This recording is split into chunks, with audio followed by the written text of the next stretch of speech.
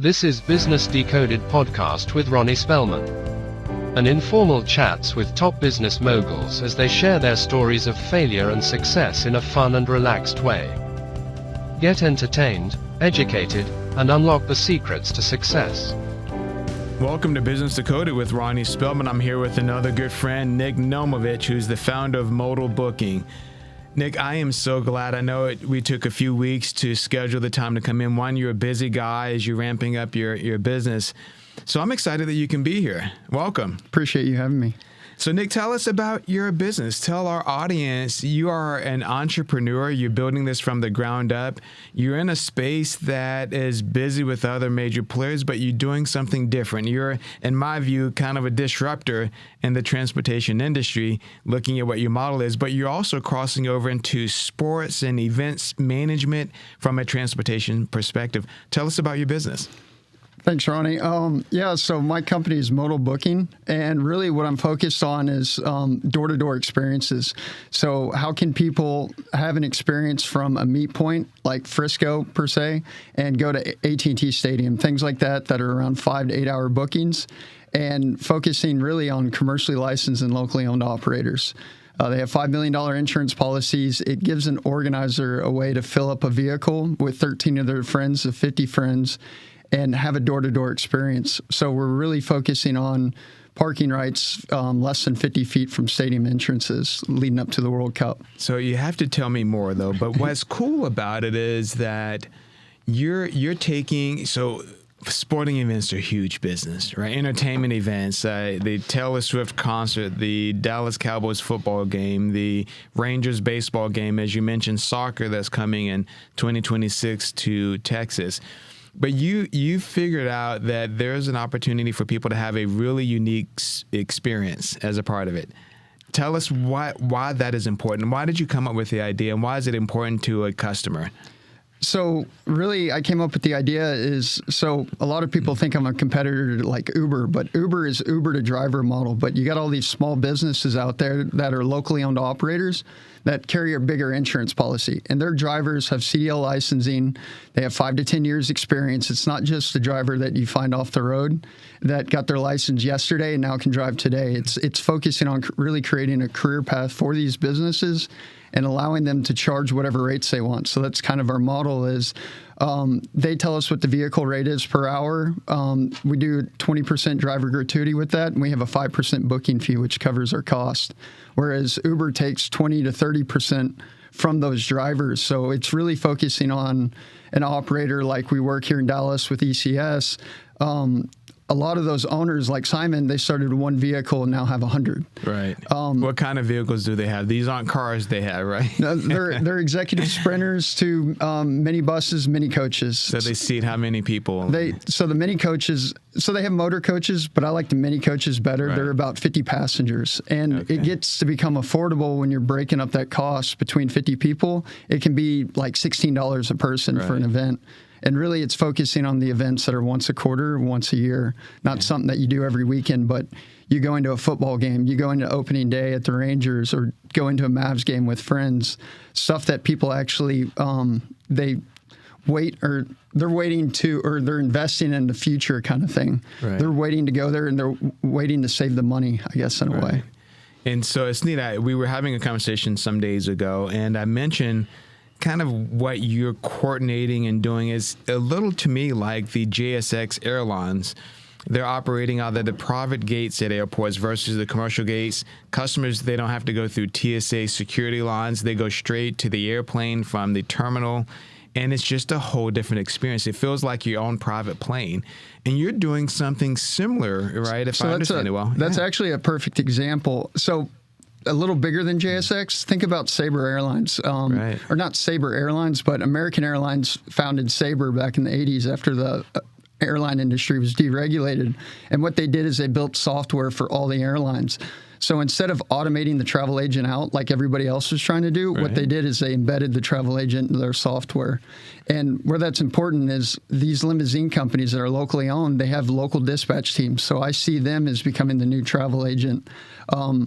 Because a lot of people don't realize that most of the reservations come over the phone. They don't come over the internet. because people are looking for help. So people from Austin coming to Dallas or something for a bachelor party or bachelorette party is like, hey, we're new here. We're looking to have a bachelorette party and go to a couple distilleries or something or breweries. So that travel agent or that operator, dispatcher, already knows what to recommend to them. You should check out this place, and this place, because they do the same kind of trips all the time and they know where to go locally. So it's really developing that trust because you want to make sure you have a good experience all the way through. So as part of the idea, working with these transportation companies that own the vehicles, and then you serving as kind of a middle person to add additional volume to their business. Yes. Sounds like. Right? That's exactly it. It's really making a utility out of the transportation product. I mean, it's kind of like electricity. You don't really care how it works. You just care to turn on your light on or off. Right. So it's the same kind of thing, but it needs to be locally managed and locally ran because like these operators, they know every driver's name. They know the mechanic's name. They know stuff like that where it's a good ran business. It's not just a business that's all over the U.S. It's ran locally. So you see that person every day, and they're helping you through like an apprenticeship kind of way to learn learn because what they're delivering is customer experience. Right. It's not transportation or anything like that. It's to help organizers solve a problem is I need to get from A to B and I want to take this group with me. Right. So it's removing and eliminating as many challenges as possible. And you and I had this conversation, which I think is helpful for other entrepreneurs, if you don't mind me asking, but you have the people that own these vehicles. They book their own business most of the time, right? Or they might go through a travel agent who needs a bus for an event. But why you? Like, why do they need you in this process? Yeah, so operators, what they're really good at is delivering driver service or support for a customer. The logistics part, right? What they're not good at is the technology. So you got all these technology companies selling them technology on everything you want to hear, but they're not delivering at the end of the day. Right. And really all an operator wants is everything from quote or trip inquiry, where you collect a new trip or a lead, and then payment process. So really focusing on the single payment reservations and making sure every single text message or email goes through, because every email or text that doesn't, that's 100% guarantee that they're not going to get paid at the end of the day. Right. So it's really focusing on that analog kind of technology communication where if something goes wrong, you can re-trigger it. Right. That's how you can really focus on bringing a product they want and making it simple, where it's just 5 activities. Where it gets difficult is like doing split payments. You got so many carrier filtering issues and all that kind of stuff. So it's really turning these operators basically into the new call center. A couple of years ago, I visited a friend of mine who both her and her husband, entrepreneurs. They've done well. They have a beautiful home today. I think their home is like 7,000 square feet. So I went to a Super Bowl party, and I was asking her why she selected the caterer that they selected. The caterer was fantastic. And she gave me the history, and she said that she reached out to 3 or 4 caterers. She looked some of them up, and he was the only one that responded. And so you mentioned that these operators, I guess they get so busy in their day-to-day business, but they're losing out on opportunities because they just don't have the ability to respond. You pointed out so it's a relationship-driven business. The best operators have the worst websites. Right. The worst operators, they will spend all their money on SEO. And to give you an example, DFW has around 220 limo operators. Oh, interesting. And one of my first trips, I learned the lesson of, I was looking for a limo bus with 30 people with golf club storage. I went online, looked for limo companies, Dallas, Texas, and the first one I found the bus I wanted. So I called them and I booked it. On the day of the trip, I had a 24-passenger bus show up with no golf club storage. Oh, wow. And I'm booking a reservation for $1,200. So what I realized, it ruined my social capital in a way. Right. And these organizers take on all the risk, and they already have these relationships, and there's a lot of stuff behind the scenes you don't see. Right. Well, that company that ripped me off was a $5 to $10 million business here in Dallas. Oh, wow. So, like, it's companies like that aren't delivering a product but can have these pretty little pictures on their website that everybody wants, but someone's been ripped off. So, like, on that trip, 4 people came up to me and said, that's why I don't book group transportation. Right. The same thing happened to me. So you got 5 people that would booked 4 times a year, quarterly, probably once a year for 25 years if you don't mess that up. So, like, really it's about meeting customer expectations, and then everything else exceeds. If the driver shows up on time and it's a vehicle you're expecting. So it's really focusing on just those 2 parts that you can build a business from there in a way. So do this for me. Tell me, we'll post this on our site, but tell me your company website. Podcasts are so popular, even monkeys are doing it. 75% of Americans listen to Podcast Monthly. That's 210 million people in the United States alone. And yes, podcasts are profitable. Joe Rogan is making $30 million per year. Your content, your knowledge is worth sharing. Don't just dream it, do it. Visit andycostafilms.com/podcast and turn your content into leads. Tell me your company website. It's Modal Booking, all one word.com. And when I was making my notes, I was trying to assess, are you a technology company, a transportation company, an experience company? How would you classify who you are from a service perspective? I would say a technology company. Okay. I mean, we can go into my background. Yeah. My background's in telecom, and where I started is wireline provisioning for Sprint's network. And one of the fortunate things for me is I never worked in the wireless side of the business, only in wireline. And what I realized is when you leave an access point and you're too far from like Wi-Fi 150 feet, you no longer provide value for that network. Right. So it's how can you use those assets or those access points to onboard new subscribers and sell them over the top services that they want. And one of the biggest things is privacy and trust. And when the telecom networks were first built out, they all started from your home network, and then you had a privacy layer from where you were in the network, right, with SIM cards and all that kind of stuff. So, yeah. So how'd you come up with this idea? Like, I know you told the story of your experience, but at what point did you say, not only was my experience impactful to me because I didn't get the service that I believed in, but now I'm going to do something about it and create my own business. So how did that transition happen for you? So I was working on the CenturyLink account, and one of their biggest assets in the network was Minnesota Vikings Stadium up in Minneapolis. And what Ericsson actually sold there was an IPTV product, which I was. Sure. They do AT&T Uverse, but their product was it used to be Microsoft Media Room. And what I realized with Ericsson is they're really good at white labeling, because AT&T Uverse is the same product CenturyLink had, but it was just different branding and all that kind of stuff. And I learned that when someone's at home, they want to go to the stadium. So how do you use that over-the-top kind of at-home thing where CenturyLink's footprint is 50 miles around the stadium? Right. How can you use that to drive customers into a stadium and actually sell out an experience by at-home tickets and stuff? So I didn't have an asset like that, so I saw the opportunity in the transportation space of how do you maximize that asset in the network, which is a vehicle and a quality product that people just want to get from A to B, and then that planning experience can come around it, because you got TVs, you got audio, all that kind of stuff on the vehicles, that now instead of it just being an in-game experience, it can be a door-to-door experience where you can entertain your friends, customers, all that kind of stuff from the workplace, a sports bar, and then actually go to the game. So it's kind of that transmedial kind of aspect of things. So I've asked you a lot of questions about it, and you've been so gracious to me. You're probably thinking, Ronnie, what is it that you don't understand? But here's what's cool. So you've got, let's say, the AT&T Stadium as an example. They seat up to 110,000 people. Huge venue, huge events. And you've come in, and what you've explained to me is, let's say Ronnie has a group of 50 friends that all want to get together and go to this game because we like going to Dallas Cowboy games. Well, you can meet us wherever we can gather. We'll all go into this vehicle. We don't have to drive 50 different cars or however many cars we need to drive. And then we pull up to this venue and event, get out, go into the game, and then we get a safe ride back home on your vehicle. So it's really about creating this totally different experience, right? Yeah, so what a lot of people don't realize is like the car doesn't just fly away or evaporate. So it's how can you have that vehicle sit there and be there after the game? Because it's impossible to coordinate 10 to 50 people after a game. It is. If you don't have cell service and the vehicle is moved to a different lot. And if you think about AT&T Stadium, it's probably a quarter mile around. Right. So there's 4 different lots right now that the limo lots are. And what happens at the end or at the beginning of everybody gets there and the driver is new and goes to the wrong lot.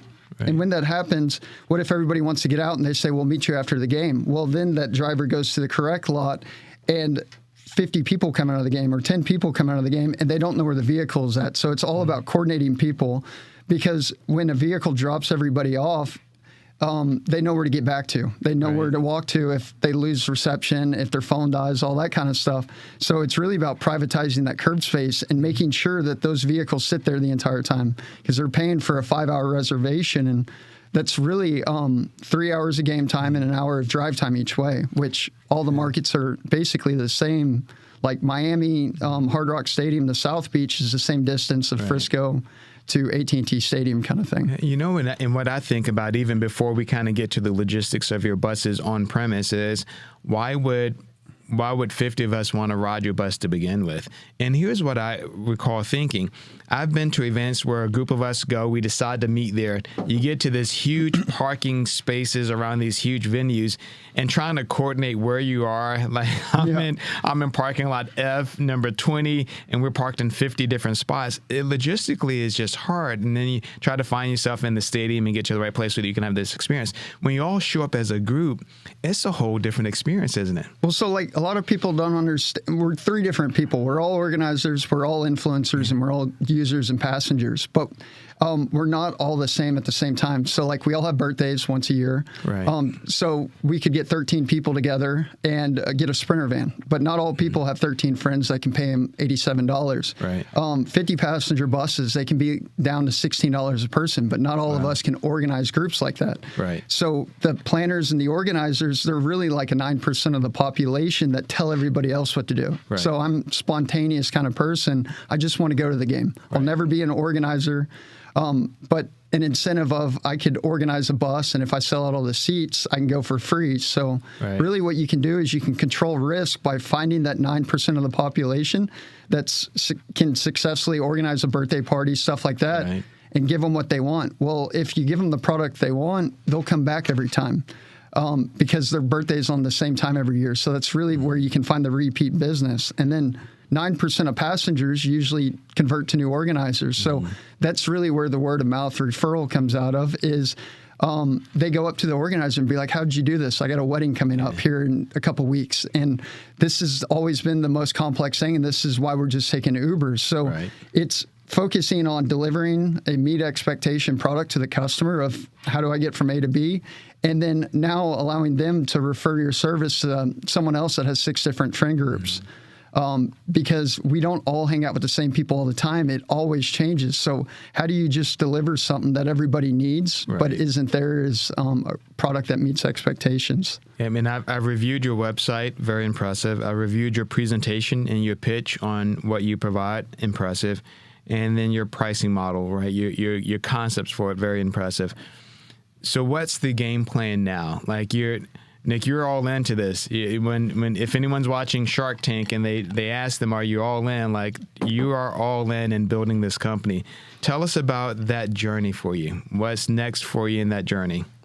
Well, so it's been a hard one. Finding an investment's one of the hardest things. But what you learn is when you don't have a whole bunch of money coming in, when you have money coming in, you're basically hiring other people to run with that idea, and they're not ever going to tell you when something goes wrong. When you don't have any money, you get to be in control of all the failures, and that's really the best thing to have, even though it's difficult, because if you don't see it for your own eyes, then at the end of the day, if something happens to someone else, they're not going to tell you about that mistake, and that mistake's going to keep on going on. And that's kind of where I learned about the parking opportunity.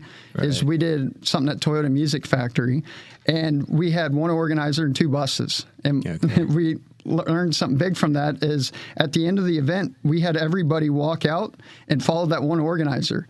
And then only one of the vehicles was there, while the other one was told to park on the other side. So you have 78 people walking out of a building and one organizer that gets on a bus of 26. Okay, now what do the other 50 people do?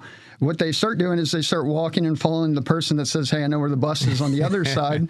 And then they go over there, and then it turns out the bus is on the other side of the stadium where we just left. So now people start turning into hornets in a way. And it's really about having something that is predictable, and an organizer can manage a group of 50 people. So it's about using those vehicles to really sell on an experience from organizer host level where they can be successful. Sure.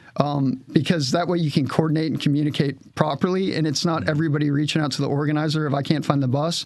It's that person that was invited by someone else that knows where to go. So it's really having those layers of communication that is done in a way that people don't have to think about it. It's just easy and seamless. Right. So what's been your biggest challenge today? Getting investment. Getting the investment. What does that look like for you, though? So what challenges are you seeing in that? Are people just... Is it just about the dollar amount, the return amount? What is it that they're looking for? Is it the product that you're finding? It's actually been the best thing because you can create a business and you can actually do things to not give away equity. And how I've seen it is it's driven me to the point of these vehicles are low risk assets. And what you can do is you can get investments for it because these operators want new vehicles, but going through COVID, it's hard to get loans and stuff like that. And what you can do is basically pair and package those vehicles with parking rights because that's future revenue. Right. And that guarantees future demand. These operators are competing against 220 to go to these games. So they only do like 2 to 5 reservations per game. But if you can bring all that demand to them and guarantee them 5-hour reservations instead of airport runs that are only like an hour and a half, it's more revenue coming in. So not only are you going to increase and build their business, but you can give them business in new areas they're not fully utilizing, while they can also do the airport runs and the corporate events and stuff like that that are the weekday kind of thing. So it basically gives a full utilization of a fleet, and then a way that it's really a demand-driven service instead of a supply-driven. So everyone talks about their elevator pitch when it comes to ramping up a business. If you had an investor listening to this program, what would you tell them as your elevator pitch? I know. It's really that we're focused on commercially licensed and locally owned businesses, and we're basically a broker in between them. We're trying to offer these door-to-door experiences that are at least 4 hours minimums and really increase the revenue, because the more successful they are as a business, the more successful model booking will be as a business. Okay. Now, I recently heard about a new initiative, Robo-Vans. Yes. What do you know about it? And I know that that's coming out now as a new business venture, but what can you tell us about it, and how does that impact you? Well, so like a lot of people look at like the autonomous vehicle, robo-vans and robo-taxis, which Tesla's coming out with, is a competitor product. But really what it is a first mile, last mile product. And it's really perfecting the middle mile product, something that people schedule in advance. Because if you think about 87%, something around there, of driver fatality accidents, it happens because they hit something slower in front of them. Okay. And if you look at a CDL licensed driver, they can't text on their phone. They can't like sit there and play with the music, all that kind of stuff. They pay attention to the road, and their accident fatality rates less than trains. So allowing a driver to really get you to that experience, and then you can have a complement service like a last mile, first mile that is very costly to predict at a level, but it is a complement service of getting people to a meet point, stuff like that, and then driving them 20, 30 miles, 50 miles across a metro area to get them to the stadium or wherever they're trying to go, the destination. So like the robo-van and robo-taxi, I don't see as a threat for another 10 or 15 years of it actually driving people the middle mile kind of route in a way. That's amazing. So there's a different product, Vaughn Lanes, right? Yes, I love Vaughn Lane. Yeah, tell us about Vaughn Lanes and how that differs from what you're doing as well. Well, so it's where I can bring them broker service and connect the first mile, last mile in Austin or DFW. I can have the limo operators do the first mile, last mile transportation instead of having to pay for parking when you get to the hotels that it's at, having to take an Uber that's disconnected. You can basically use a service like that is a perfect service for now compared to like the high-speed rail. The high-speed rail is like $120 million a mile. Those Vaughn Lane buses are around $750,000 to purchase. So tell our listener what it is first, because it's a great option. Instead of flying to a destination, they put you on this really elegant bus. They feed you a meal, which is fantastic. But tell us what it is, and then tell us how you could potentially partner with them. Well, so it's like JSX, like you mentioned earlier. It's the same kind of thing. It's a regional transportation company.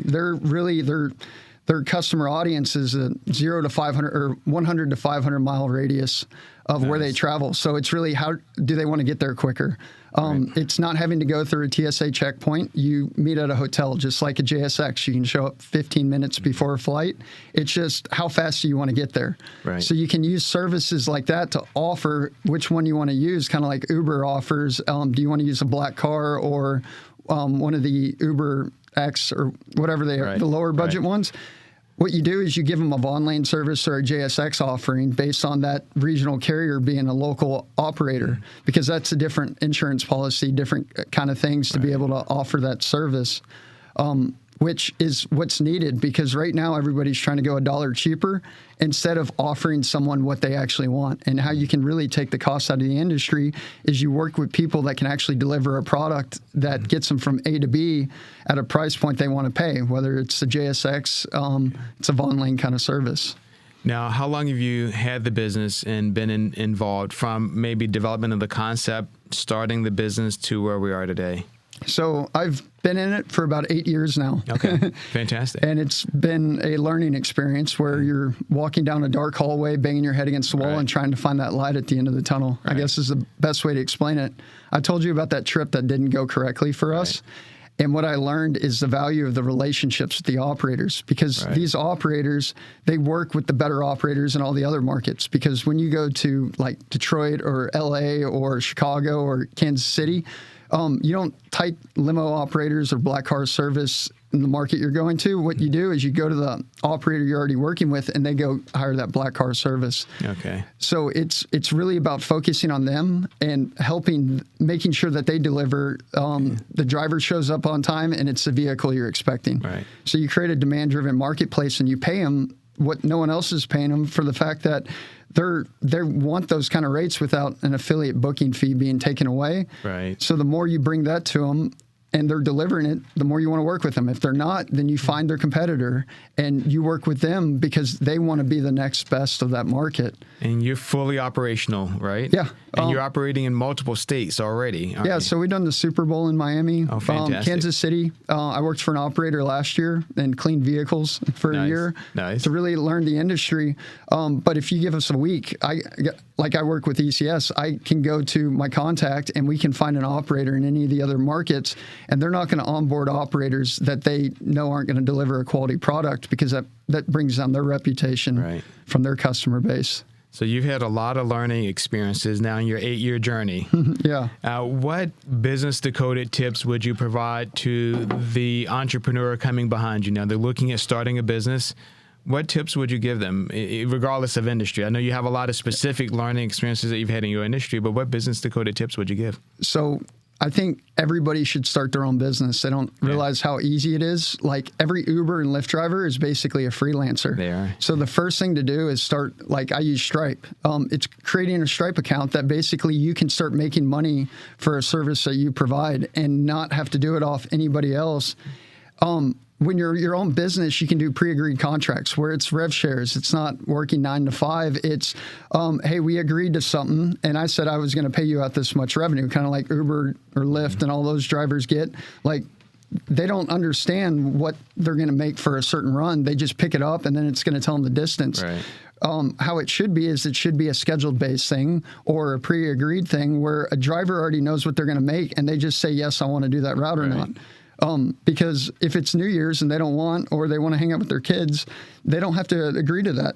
They'll just get dispatched another route. But everybody can be their own business. An organizer could make money, and that's really how you can develop a trust and figure out, hey, are they going to be successful? Because at the end of the day, they don't have to do any work, which means I don't have to pay out any money. So really the first step is understanding a student. Anybody can make money on their own by just figuring out how to use a financial platform, kind of like Stripe is. Right.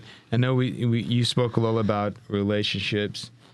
And what I find just in our interaction, Nick, is you're a very values-driven person, a trust-type person. And tell me your thoughts on building a business based on trust and values and trying to do the right thing. You've done that. You live it. Well, so it's not about a company or an idea. It's about partnerships and really finding the other people that can use their strengths that can build off a product, because I'm not trying to find the next best operator in Dallas that give me $1 cheaper. I'm trying to find a valued relationship that if anything goes wrong, I can call them up and say, this is what we need to work out and fix. And if they're not working with me on it, then I'm not going to continue to work with them. So it's all about partnerships, relationships. Right.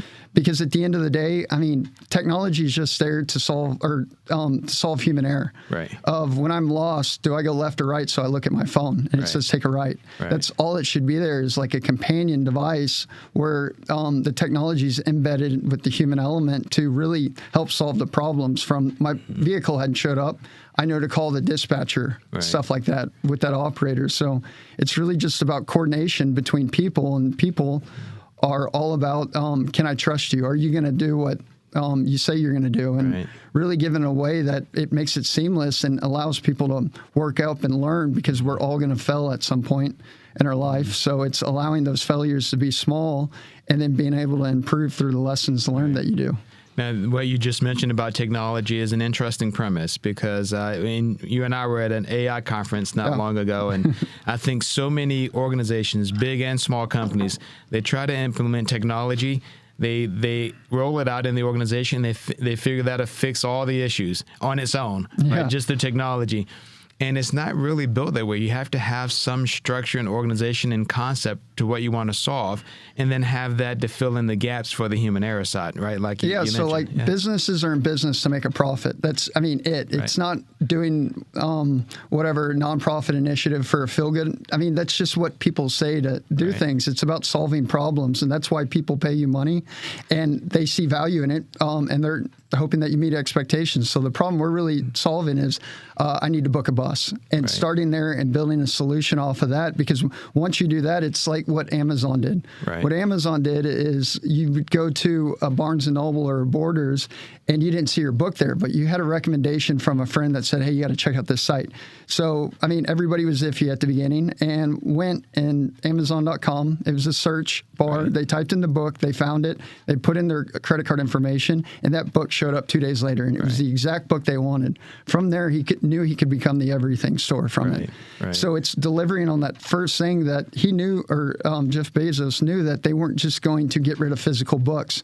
So he focused on perfecting the supply chain on that physical book to get it to that customer, and then he could provide everything else, because now he's broken that trust barrier that's there. And what he really did at the beginning is worked with third-party companies that were just mom-and-pop bookstores, and that's really how you know you can deliver a product, by you have all these businesses that are in it with the same mindset I have, and just giving them a platform that they can be successful and deliver a product they know. Well, I'm excited about the idea of you being the next Jeff Bezos, right? We'll see. Congratulations on your success and what you're doing and how you're trying to change the industry. I'm impressed by your work. I'm impressed by how you present your work and the value of your business. So congratulations to you. Well, I appreciate this, and it's been great having conversations with you, because it's people like you that are going to help me be successful. I mean, you've gone through all the lessons learned that I haven't, so appreciate your time. Good. Thank you for joining us on Business Decoded with Ronnie Spellman. Thank you for listening to Business Decoded podcast with Ronnie Spellman. Please be sure to subscribe and share, and stay tuned for more incredible Business Decoded episodes.